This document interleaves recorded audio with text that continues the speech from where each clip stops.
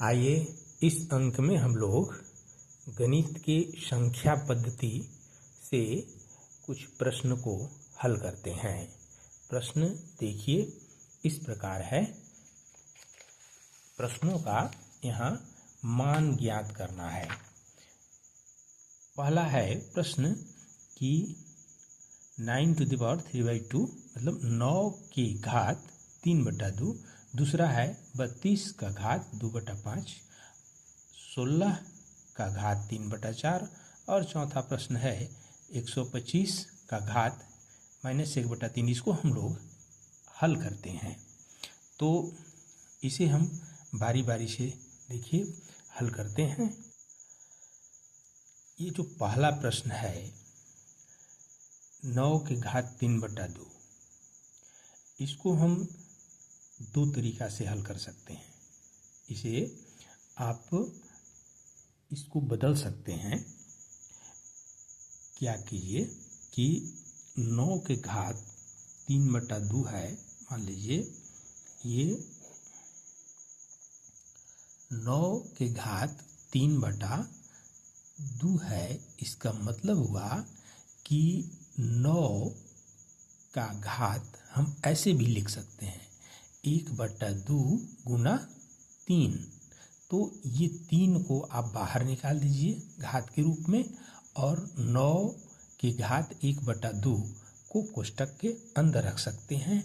इस प्रकार यहाँ 9 के घात 1/2 किया और जो अंश है इसको बाहर निकाल दिया। अब हम क्या करेंगे, इसके भीतर वाले जो पद है इसको हम हल करेंगे। तो 9 के घात 1/2 का मतलब होता है कि 9 का वर्गमूल, दूसरा मूल 9 का। तो ये 9 का हो जाएगा वर्गमूल और इसका फिर हम स्क्वायर 3 कर देंगे। अब इस 9 का वर्गमूल हम लोग सामान्य नियम के अनुसार निकाल देते हैं। ये 3 गुना 3 करते हैं और इसका हम दूसरा रूट ज्ञात करते हैं। ये दूसरा मूल हम इसका लेंगे, मतलब कि 2 में से 1 को हम बाहर निकाल लेंगे। तो ये दोनों में से 1 को बाहर निकाल लेते हैं और इसका घात 3 रहता है। अब इसका मतलब होता है कि 3 का घात 3 है, मतलब 3 आधार है और घात भी 3 है। तो आधार का 3 बार गुना करेंगे, जो प्राप्त होगा वही आंसर होगा। तो इस प्रकार 3 गुना 3 गुना 3 करेंगे तो 27 आएगा। 3 तिया 9 तिया 27। तो ये आंसर हो जाता है आपका। ये आप इस प्रकार आंसर इसका निकाल सकते हैं। फिर इसको देखिए दूसरी तरीका से भी बना सकते हैं। बी दूसरे तरीका से कैसे बनाएंगे कि ये जो देखिए 9 के घात 3/2 है ना, तो ये 9 का घात 3 कीजिए और इसके बगल में क्या बचेगा 1/2। तो एवरी चांस में आप 9 का घात 3 कीजिए और स्क्वायर की जगह पर वहाँ 1/2 कर दीजिए। अब जो ब्रैकेट के अंदर में 9 के घात 3 है इसको पहले हल कर दीजिए। इसका मतलब हुआ कि 9 गुना 9 गुना 9, तो 9 9 81 9 कीजिएगा तो ये 729 आएगा और इसका घात हो जाएगा 1/2। 1/2 का मतलब हुआ वर्गमूल ना, इसका दूसर का मूल। तो दूसरा मूल यहाँ पर हम निकाल लेंगे। ये जो 729 है इसका वर्गमूल, इसको हम यहाँ 2 लिखेंगे, मतलब दूसर का मूल हम ज्ञात कर लेंगे। तो ये दूसरा मूल ज्ञात जब आप करेंगे तो इसको जब मान इसका निकालिएगा, वर्गमूल निकालिएगा, तो 27 गुना 27 ये कीजिएगा तो इसका मान 729 आ जाएगा। तो चूंकि ये वर्गमूल है तो मतलब 2 में से 1 हम बाहर निकाल लेंगे। तो इस प्रकार 27 को 2 27 है उसमें से 1 को हम बाहर निकाल लेंगे, यही इसका उत्तर होगा। तो यहाँ भी इसका आंसर मिल जाता है। तो दोनों विधि से आंसर आप निकाल लेंगे तो प्राप्त हो जाएगा। अब देखिए इसका अगला प्रश्न क्या है। अगला प्रश्न है कि 32 की घात 2/5। तो इसी प्रकार फिर देखिए आप निकाल सकते हैं दोनों विधि से। 32 के घात 2/5 है। तो इसको देखिए, ये जो 32 का घात यहाँ कितना है, 2/5 है। तो इसको आप लिख सकते हैं, कैसे लिख सकते हैं, दो तरीका से लिख सकते हैं कि 32 का घात स्क्वायर कर सकते हैं यहाँ, और इसका घात 1/5 कर सकते हैं। अच्छा, एक और विधि जो यहाँ पर ऊपर में दिखाया गया है, इसको इस प्रकार हल किया गया है कि ये 32 का घात 2/5 है। तो इसको आप ऐसे लिख सकते हैं कि 32 का घात 1/5 घात है ये, और इसका हो जाएगा स्क्वायर। तो यही यहाँ पर दिखाया गया है, 32 का घात 1/5 और फिर पूरा का स्क्वायर। तो 32 का घात 1/5 का हुआ, इसका मतलब हुआ कि 32 का 5वां वर्गमूल, 5वां मूल। तो वही आगे दिखा दिए हैं कि ये 5वां मूल है 32 का, मतलब कि हम इसका 5वां मूल ज्ञात करेंगे। तो ये 5 बार इसका 2 का गुना जब हम करते हैं तो ये प्राप्त हो जाता है 32, 2 दूनी 4, दूनी 8, दूना 16, दूना 32। तो ये 5 में से 1 निकालिए तो 5वां मूल हो जाएगा। तो 5 में से 1 2 को हमने निकाल लिया और इसका स्क्वायर हो गया। तो 2 का स्क्वायर मतलब हुआ 2 गुना 2 मतलब 4। तो यही इसका आंसर होगा। अब इसी प्रकार दूसरा नियम से भी इसको दूसरे तरीका से निकाल सकते हैं फिर, कि 32 का घात 2/5 है। तो एक बार तो हम ये जो अंश था 2 को बाहर रखे, अब 2 को हम अंदर रखेंगे, मैंने 32 का स्क्वायर करेंगे और जो बचेगा 1/5 उसको बाहर हम घात के रूप में दिखा देंगे। तो ये इस प्रकार हो जाता है, जैसे 32 के घात 2/5 है ना, तो इसको आप ऐसे तो लिख सकते हैं ना कि 32 और ये 1/5 और गुना 2। तो ये 2 को हम यहाँ दिखा देंगे, या इधर रख लीजिए 2, और ये 1/5 बाहर हो गया। तो 32 के स्क्वायर और जो 1/5 बचा, इसको हम घात के रूप में बाहर हम ऐसे दिखा देंगे।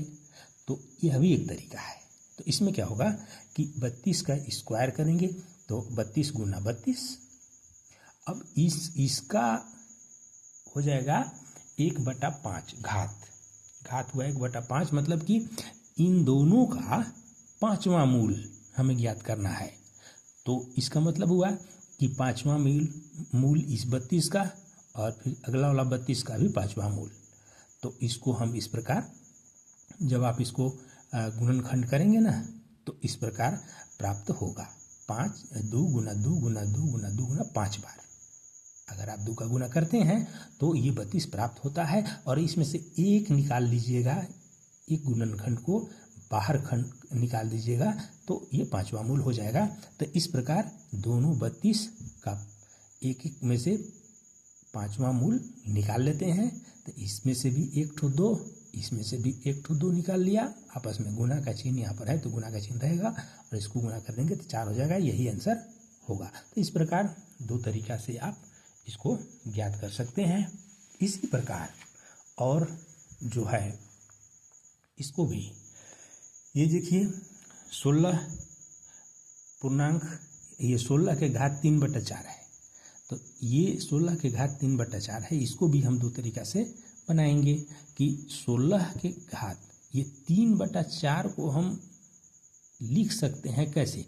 देखिए 3/4 है, इसको हम लिख सकते हैं 1/4 गुना 3, ऐसे भी लिख सकते हैं। तो ये 1/4 को हम यहाँ घात रख लेंगे एक बार, 16 के घात 1/4, और फिर इसका हो जाएगा घात यहाँ 3।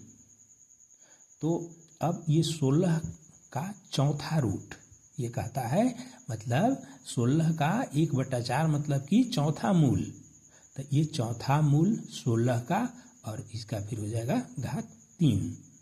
तो इसको हम क्या करेंगे कि 16 का जब आप गुणनखंड ऐसे करिएगा, 16 का गुणनखंड वैसे कर जाते हैं, 2 से हम करते जाते हैं, तो 2 8 16, फिर 2 से 2 चौके 8 और फिर 2 से, तो 2 दूनी के 4, 1 2 3 4। तो ये गुणनखंड जो प्राप्त हुआ, ये चारों को हम अंदर में लिख देते हैं और इन चारों में से एक को बाहर निकाल लेते हैं, क्योंकि चौथा मूल निकालना है 4 में से 1। तो इस प्रकार ये 2 बाहर निकाल लेते हैं, इसका घात 3 होता है। और इस प्रकार फिर इसका मतलब होता है कि आधार का 3 बार गुना, तो आधार को हम 3 बार गुना करते हैं तो 8 प्राप्त होता है। तो हाँ, इसका 8 आंसर होता है। इसी प्रकार फिर दूसरा तरीका से भी आप बना सकते हैं, उसी प्रकार जैसे ऊपर में बनाया गया है कि यहाँ पर 3/4 को फिर इस प्रकार आप जो लिखे हैं यहाँ पर कि 3/4 जो है 16 के घात 3/4। तो अब क्या कीजिए कि यहाँ पर देखिए ये हो जाएगा 16 के घात 3 गुना 1/4, ऐसे भी होगा। तो इसको अंदर रख दीजिए 16 के घात 3 और 1/4 को बाहर घात के रूप में दिखा दीजिए। तो इस प्रकार यहाँ आप 16 के घात 3 हो गया और होल 1/4। तो अब इसका मतलब हुआ 16 गुना 16 गुना 16। अब ये तीनों का चौथा मूल निकाल लीजिए, या तो आप ऐसे कीजिए या फिर 16 गुना 16 गुना 16 करके मान प्राप्त करके और तब चौथा मूल निकालिए। एक तरीका वो भी है। और आसानी के लिए यहाँ ये जो 16 गुना 16 गुना 16 है, तो इसका आप यहीं पर चौथा मूल ज्ञात कर लीजिए, आसान पड़ेगा। तो ये 4 वर्गमूल 16, फिर ये 16 का चौथा मूल, फिर ये 16 का चौथा मूल। तो इस प्रकार हम इसको लिख देते हैं और फिर इसका गुणनखंड कीजिएगा तो 2 गुना 2 गुना 2 गुना 2 इतना आएगा। तो ये 16 मान प्राप्त हो जाता है। 2 दूनी 4 2 8 16। इसी प्रकार दूसरा, इसी प्रकार तीसरा। तो चौथा मूल चूंकि निकालना है सबसे, तो सब में से 4 में से 1 निकालेंगे बाहर और फिर आपस में गुना कर देंगे तो 8 आएगा। यही इसका आंसर होगा। तो इस प्रकार ये भी सोल्व हो जाता है। इसी प्रकार अगला एक और है कि चौथा है कि 125 के घात -1/3। तो इसको देखिए ऐसे भी लिख सकते हैं। ये तो हुआ 125 के घात -1/3। इसको आप लिख सकते हैं कैसे कि 125 के घात 1/3 और इसका स्क्वायर हो जाएगा -1, इसका वर्ग हो जाएगा -1, क्योंकि ये -1 और 1 को गुना कीजिएगा तो -1 आपको यहाँ प्राप्त हो जाता है। हम पहले इसको हम घनमूल निकालने चाह रहे हैं, इसका घनमूल निकालना चाह रहे हैं, 1/3 है। तो इसका आप घनमूल निकालिए मतलब तीसर का मूल। तो 125 का तीसर का मूल निकालेंगे और इसका वर्ग हो जाएगा -1। तो यहाँ पर इसका जब गुणनखंड करेंगे तो 5 से ये कटता है, जैसे 125 हो गया। तो इसको आप जिस अंक से कटता है 5 से कटता है, तो 5 दूनी 10, 5 बचे 25 और फिर 5 से 5 बार में, तो ये हो गया 5 गुना 5 गुना 5। तो ये 3 बार में 125 जब गुणनखंड करते हैं तो 5 गुना 5 गुना 5 प्राप्त होता है और इसका घात हो जाएगा -1। तो अब ये 3 में से 1 बाहर निकालना है, तो हो जाएगा बराबर 5 के घात -1। और इसको जब आप भिन्न में लिखिएगा तो 1/5 आएगा। तो ये इसका आंसर हो जाएगा। तो इस प्रकार ये चौथा का भी उत्तर प्राप्त होता है। तो इस प्रकार यहाँ पर इन प्रश्नों का इन तरीका से आप उत्तर प्राप्त कर सकते हैं।